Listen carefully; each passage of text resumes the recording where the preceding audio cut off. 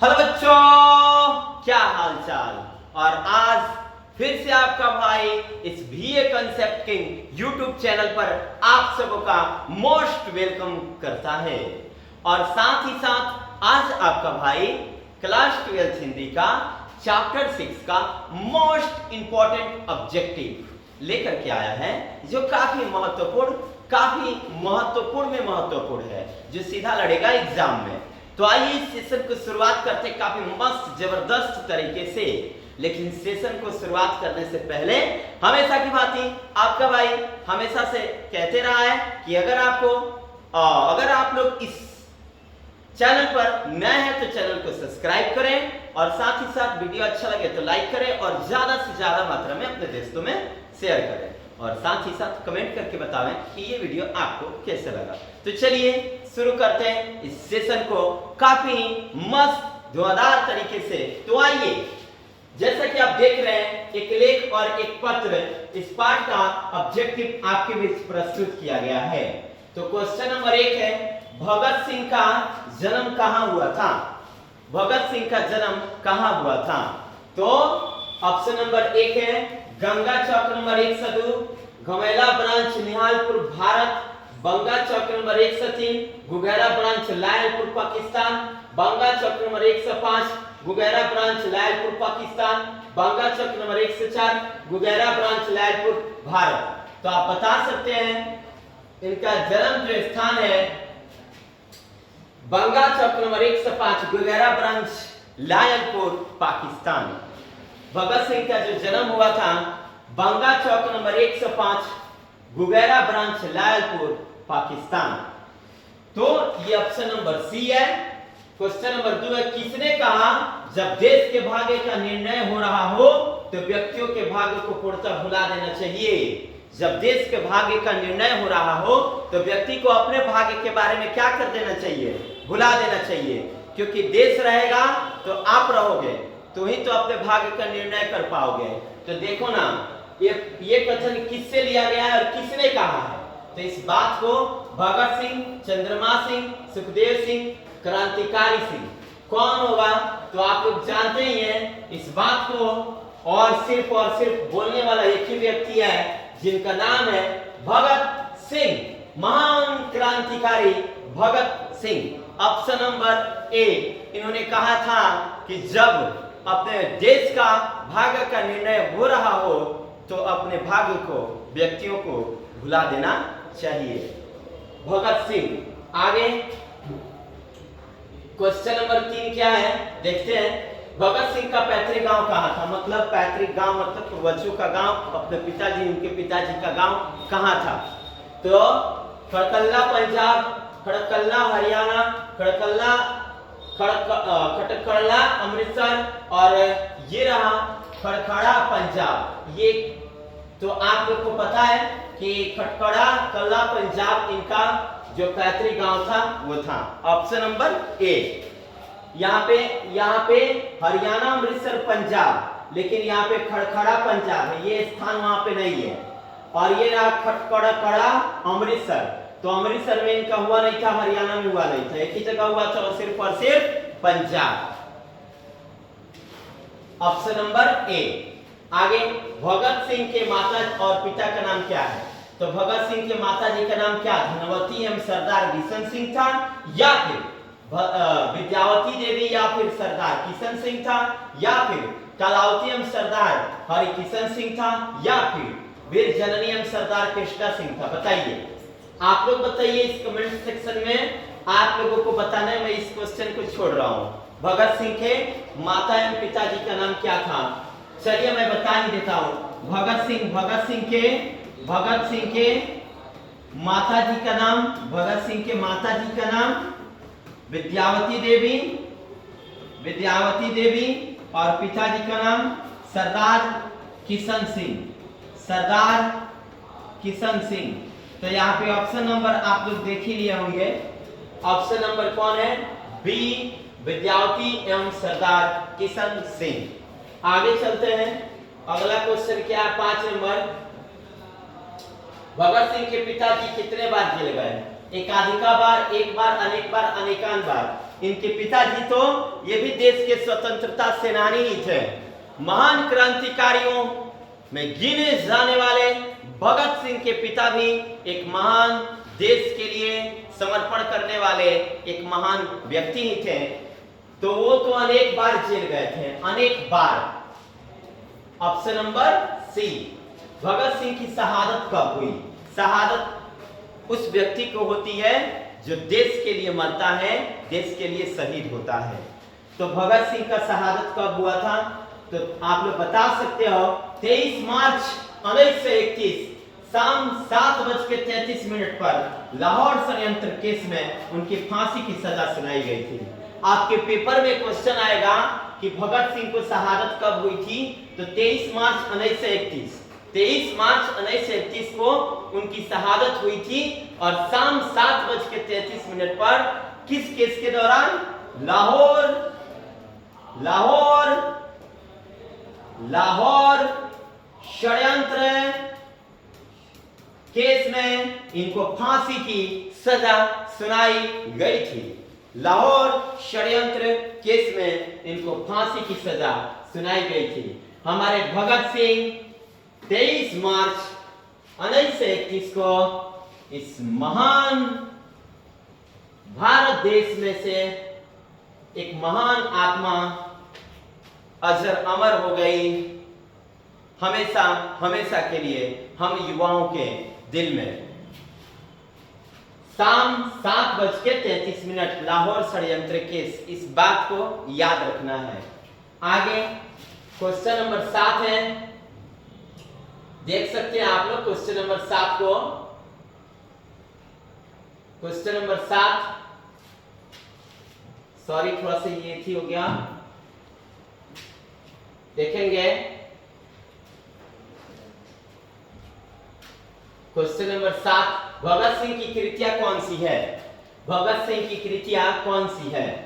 तो option number A है पंजाब की भाषा तथा लिपि की समस्या या फिर विश्व प्रेम, पहला नंबर। दूसरा नंबर युवक मैं नास्तिक हूं, अछूत समस्या। तीसरा विद्यार्थी और राजनीति, सत्याग्रह और हड़तालें, बम का दर्शन, भारतीय क्रांतिकारी का आदर्श, उपयुक्त तीनों। तो ये सब इन्हीं के द्वारा लिखा गया है।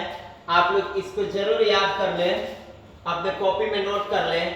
पंजाब की भाषा और लिपियों की समस्या भगत सिंह ने लिखा है। विश्व प्रेम भगत सिंह ने लिखा है। युवक मैं नास्तिक हूं भगत सिंह ने लिखा है। अछूत समस्या भगत सिंह ने लिखा है। विद्यार्थी और राजनीति भगत सिंह ने लिखा है। सत्याग्रह और हड़ताल भगत सिंह ने लिखा है। बम का दर्शन भगत सिंह ने लिखा है। भारतीय क्रांतिकारी का आदर्श भगत सिंह ने लिखा है। मतलब तीनों का तीनों ऑप्शन सही है। आगे मिलते हैं अगले क्वेश्चन की ओर। भगत सिंह की लिखी पुस्तकों जो अप्राप्य है, मतलब मिली हुई नहीं है। भगत सिंह की जो लिखी हुई पुस्तक है वो अप्राप्य है, मिली हुई नहीं है। वो कौन सी पुस्तक है?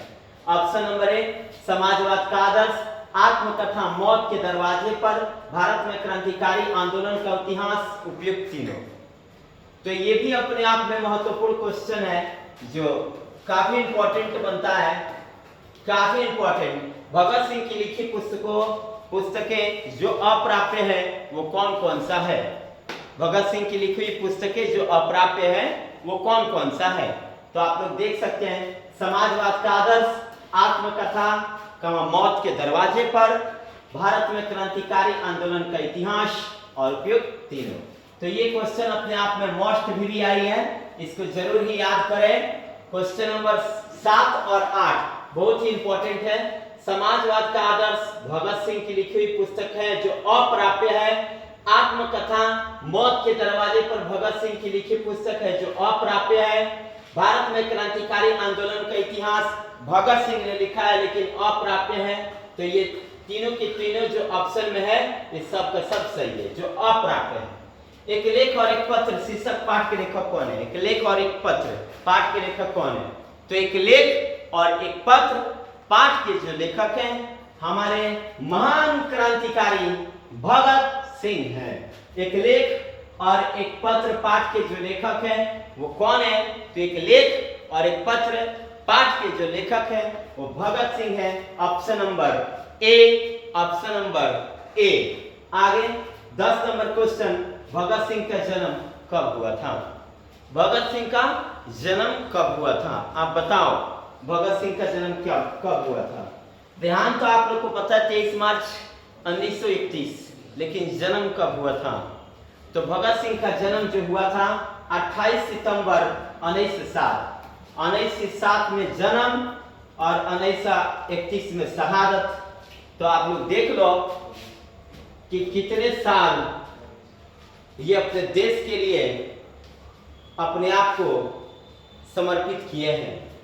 तो आप लोग देख सकते हैं कि हमारे भगत सिंह जो है 1907 से लेकर के 1931 तक, 1907 में 23 मार्च 1907 सॉरी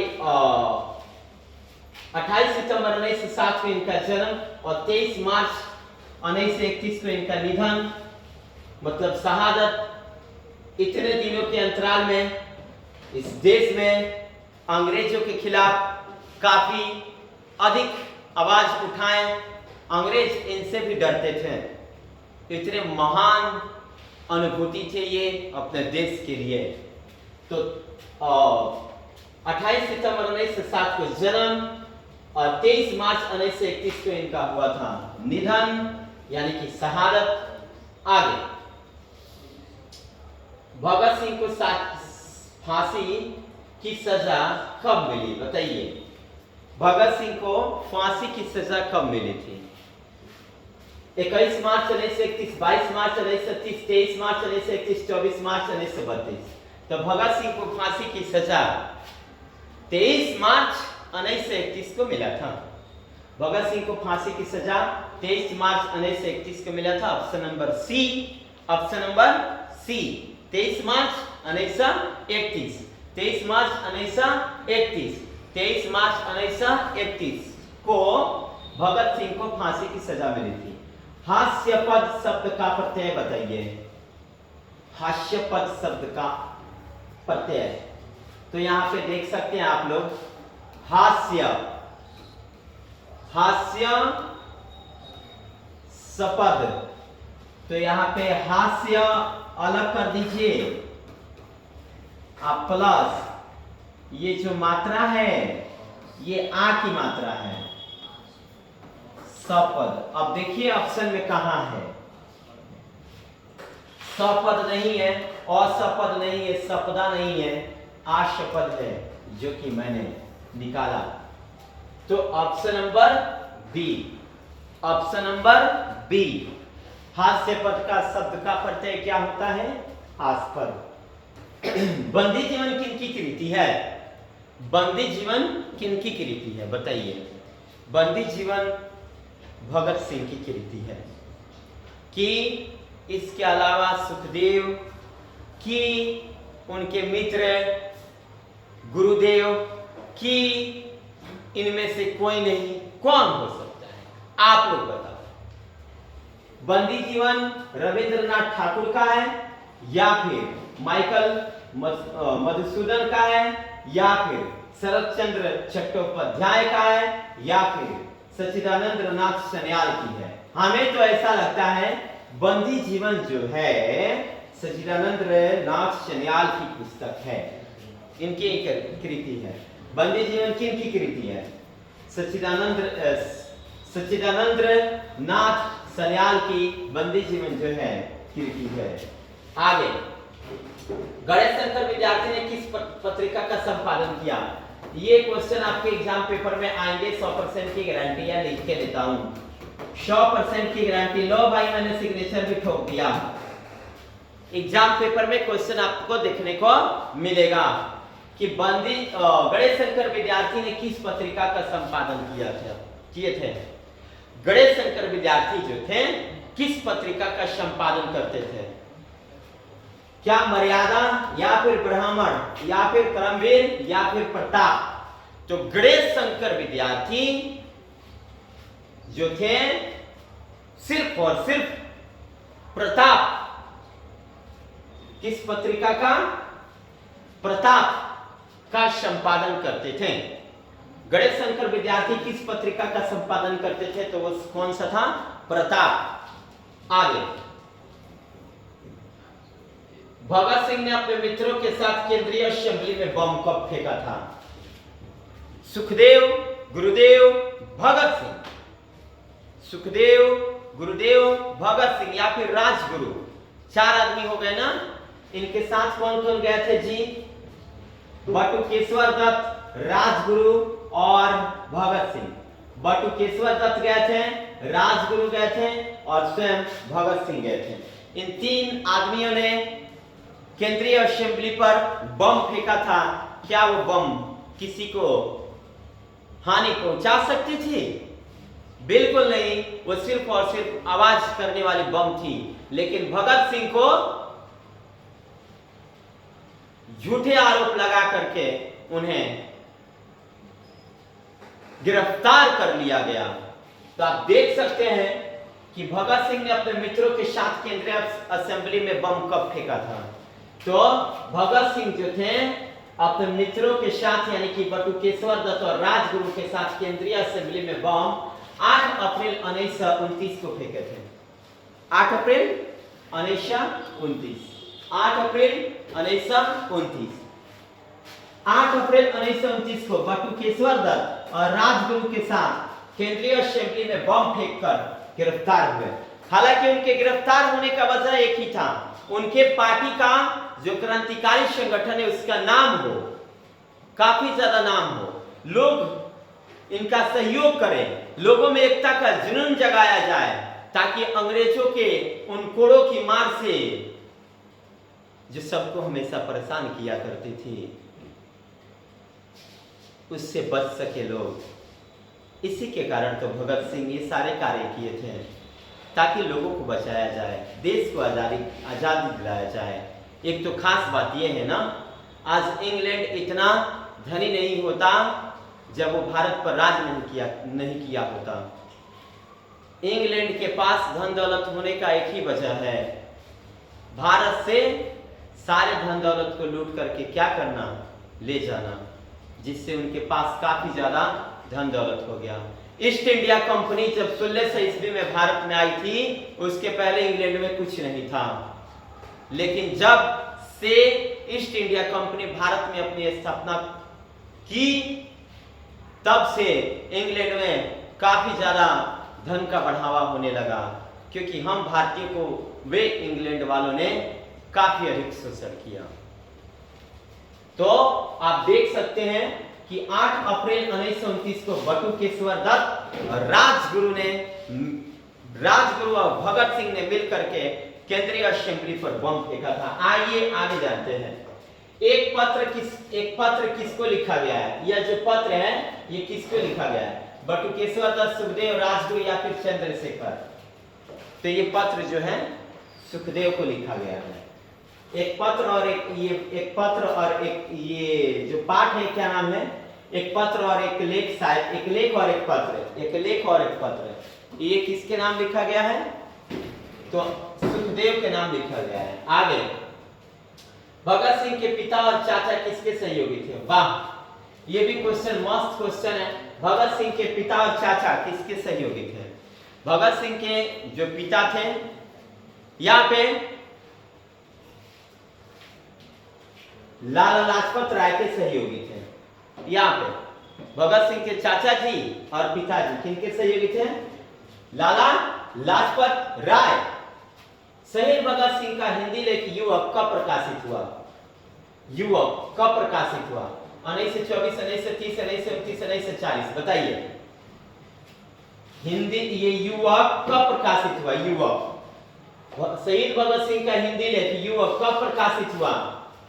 तो 1924 में मतवाला में प्रकाशित हुआ। ऑप्शन नंबर ए, 1924 में मतवाला में क्या हुआ?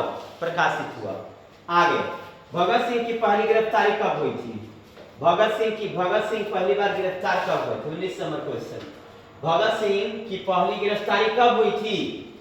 तो भगत सिंह की पहली गिरफ्तारी 1927 में, अक्टूबर 1926 में दशहरा मेले में हुए बम विस्फोट के कारण मई 1927 में। दशहरा का मेला था, वहां पे बम विस्फोट हुआ जिसमें भगत सिंह को पहली बार अक्टूबर 1926 में मेला लगा था। अक्टूबर 1926 में मेला लगा था, वो भी दशहरा का मेला था, वहां पे बम विस्फोट हुआ जिससे मई 1927 में इनको अंग्रेजी सरकार ने पकड़ लिया। अक्टूबर 1926 में दशहरा मेले में, अक्टूबर 1926 में दशहरा मेले में बम विस्फोट के कारण मई 1927 में इनको गिरफ्तारी हुई थी। डन, ये क्वेश्चन एग्जाम में आता है। पहली बार गिरफ्तारी 1927 में, भगत सिंह की पहली बार गिरफ्तारी 1927 में। आगे क्वेश्चन, एक लेख और एक पत्र के लेखक कौन है? ये तो आप लोग बता सकते हो। एक लेख और एक पत्र के लेखक भगत सिंह है। डन है। एक लेख और एक पत्र के लेखक कौन है? भगत सिंह। एक लेख और एक पत्र में भगत सिंह ने किसको पत्र लिखा है? अभी अभी क्वेश्चन था। सुखदेव को एक लेख और एक पत्र जो चैप्टर है ये किसके नाम लिखा गया है? बताइए आप लोग। एक लेख और एक पत्र जो है ये चैप्टर किसके नाम लिखा गया है? एक लेख और एक पत्र ये चैप्टर जो है किसके नाम लिखा गया है? भगत सिंह के नाम लिखा गया है। एक लेख सुखदेव के नाम लिखा गया है। भगत सिंह ने लिखा है सुखदेव के नाम। एक लेख और एक पत्र भगत सिंह ने किसके नाम लिखे हैं? सुखदेव के नाम। जीवन को समाप्त कर देना तो कायरता है, यह कथन किसका है? जीवन को समाप्त कर देना कायरता है। वैसे लोग अपने आप को, यहाँ पे कुछ ऐसे लोग होते हैं जो डर के कारण किसी कुएं में कूद जाते हैं, किसी नदी तालाब में कूद जाते हैं, बहुत सारी प्रक्रियाएं करते हैं, तो वो व्यक्ति को अंदर डर हो जाता है, वो कायरता है, वो कोई उसमें व्यक्ति कलंकित हो जाता है, वो कोई बड़ी चीज नहीं है, उसमें व्यक्ति अपने आप को कायरता सूचित करता है। भगत सिंह कहते हैं कि जीवन को समाप्त कर देना क्या है? कायरता है। किसने कहा है? भगत सिंह। ये जीवन बड़ी ही अनमोल चीज है, जीवन बहुत ही अनमोल चीज है। हमें दूसरों की मदद करनी चाहिए, यूं हो ना हो जितना आपके पास सामर्थ्य हो उस सामर्थ्य के अनुसार आप किसी भी प्रकार के लोगों को, जनों को, उनके साधनों को पहुंचाना चाहिए। भगत सिंह ने कैसे मृत्यु को सुंदर कहा है? एक ही बात, क्या वो मृत्यु अपराध के बदले दी गई फांसी हो? ये तो गलत होगा। देश सेवा के बदले दी गई फांसी, दुर्घटना में हुई मृत्यु उपयुक्त सभी नहीं, देश सेवा के बदले दी गई फांसी ये मृत्यु अच्छी है। देश की सेवा के बदले दी गई जो फांसी होती है वो फांसी, वो सजा अति उत्तम होती है। तो भगत सिंह कैसे मृत्यु को सुंदर कहते हैं? देश की सेवा के बदले दी गई फांसी, देश की सेवा के बदले दी गई फांसी को भगत सिंह क्या कहते हैं? वो सुंदर मृत्यु है। आगे, भगत सिंह के चाचा जी का नाम क्या था? भगत सिंह के चाचा जी का नाम क्या था? भगत सिंह के चाचा जी का नाम अजीत सिंह था। भगत सिंह के चाचा जी का नाम क्या था? Ajit Singh. Option number B. Bhagat Singh के चाचा जी का नाम क्या था? अजीत सिंह। पिताजी का नाम? पिताजी का नाम किशन सिंह, सरदार किशन सिंह। मतवाला पत्रिका कहां से निकलती है? मतवाला पत्रिका कोलकाता से निकलती है। उस समय कलकत्ता था, आज कोलकाता हो गया है। तो मतवाला पत्रिका कहां से निकलती है? कलकत्ता से। विद्यार्थी और राजनीति शीर्षक निबंध किसका लिखा हुआ? विद्यार्थी और राजनीति। तो आप बता ही सकते हैं कि ये जो चैप्टर है विद्यार्थी और राजनीति, एक लेख और एक पत्र है, इसमें विद्यार्थी से संबंधित राजनीति की बातें की गई है। किनके द्वारा? भगत सिंह के द्वारा। तो विद्यार्थी और राजनीति शीर्षक निबंध किसके द्वारा लिखा गया है? तो भगत सिंह के द्वारा। आगे क्वेश्चन देखते हैं क्या है। 27 नंबर क्वेश्चन है, भगत सिंह किससे प्रभावित हुए थे? वाह, भगत सिंह किससे प्रभावित हुए थे? महात्मा गांधी से, कार्ल मार्क्स से, फ्रायड से, एडलर से। क्योंकि महात्मा गांधी से ये ज्यादा प्रभावित नहीं थे, क्योंकि जब भगत सिंह 12 वर्ष के थे, शायद लगभग 12 वर्ष के, तो अपने भारत में ना 1920 में असहयोग आंदोलन चला था। असहयोग आंदोलन 1920 में, जिसमें ये बात की घोषणा हुआ कि कोई भी देशवासी अंग्रेजों के द्वारा दी गई किसी भी चीज का, चाहे वो वस्त्र हो, नौकरी हो, खाना हो, सबका त्याग कर दिया जाए और कोई भी उनके दिए हुए चीजों पर न पले। सारे लोगों ने अपने अपने नौकरी से इस्तीफा दे दिया। जो लोग नौकरी करते थे, सारे लोगों ने अंग्रेजी वस्त्र, सारे सामान को जला दिए। काफी हड़कंप मच गया। लेकिन फिर से भगत सिंह, फिर से महात्मा गांधी असहयोग आंदोलन को वापस ले लिए। तब से भगत सिंह और महात्मा गांधी के बीच मोहभंग हो गया। भगत सिंह चाहते थे कि ये प्रक्रिया जब चल रही है तो चलती रहे, लेकिन महात्मा गांधी जी उस आंदोलन को पुनः वापस ले लिए, जो भगत सिंह को अच्छा नहीं लगा। इसलिए भगत सिंह क्रांतिकारी दल में शामिल हो गए।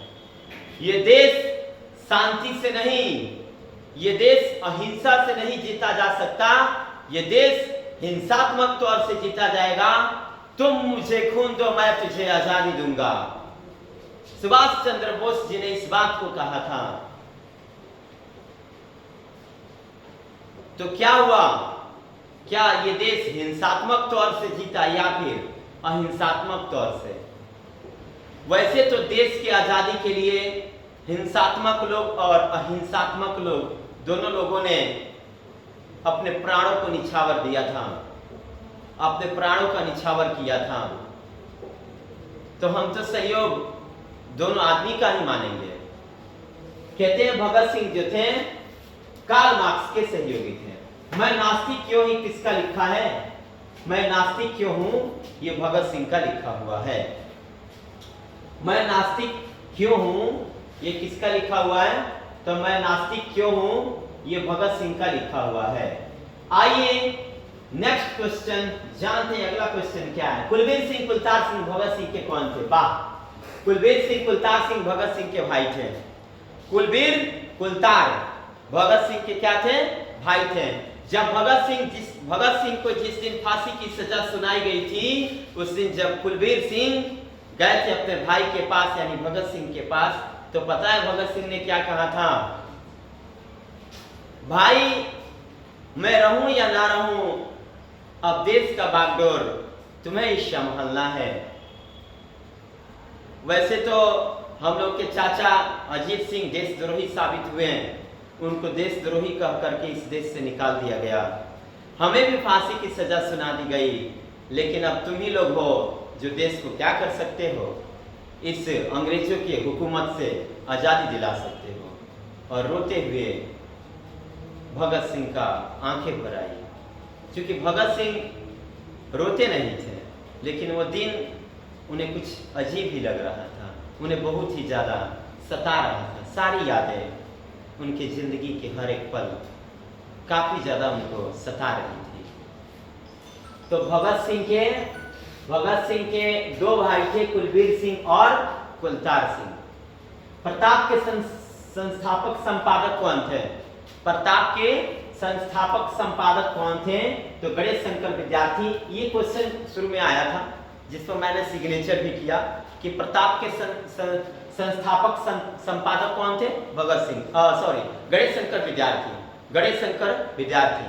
प्रताप के संस्थापक संपादक कौन थे? गणेश शंकर विद्यार्थी।